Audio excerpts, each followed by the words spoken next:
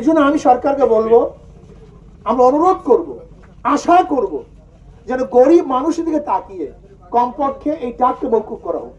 কীর্তনখোলা নদীর বেলতলা খেয়াঘাটের ইজারা বাতিলের দাবিতে বরিশালের চরমোনা ইউনিয়নের সর্বস্তরের জনগণ মানববন্ধন করেছে।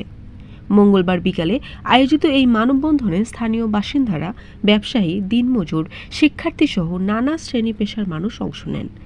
মানববন্ধনে ইসলামী আন্দোলন বাংলাদেশের নায়েবে আমির মুফতি সৈয়দ মোহাম্মদ ফয়জুল করিম বলেন, চরগাওয়া খেয়া সরকারিভাবে ফ্রি করা হলেও চরমোনা ইউনিয়নের বেলতলা খেয়াঘাট এখনও বেসরকারি ইজারার আওতায় রয়েছে।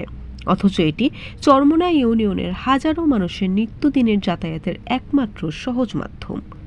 খেয়া পারাপারের জন্য শ্রমজীবী মানুষের প্রতিদিন 20 টাকা করে গুনতে হচ্ছে, যা তাদের জন্য অতিরিক্ত চাপ।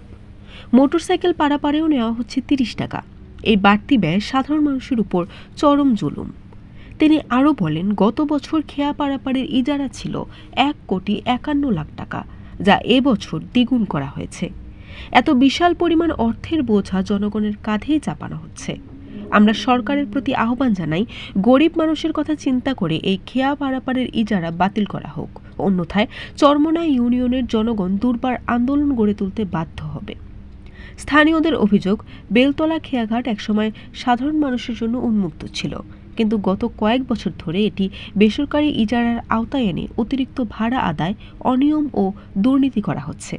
এতে সবচেয়ে বেশি ভোগান্তিতে পড়ছেন নিম্ন আয়ের মানুষ, শিক্ষার্থী, কৃষক ও কর্মজীবীরা।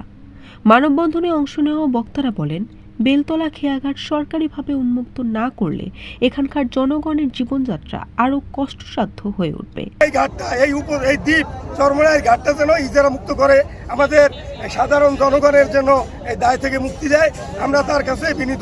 তারা সরকারের কাছে দ্রুত এই ইজারা বাতিলের দাবি জানান। বরিশাল.নিউজ।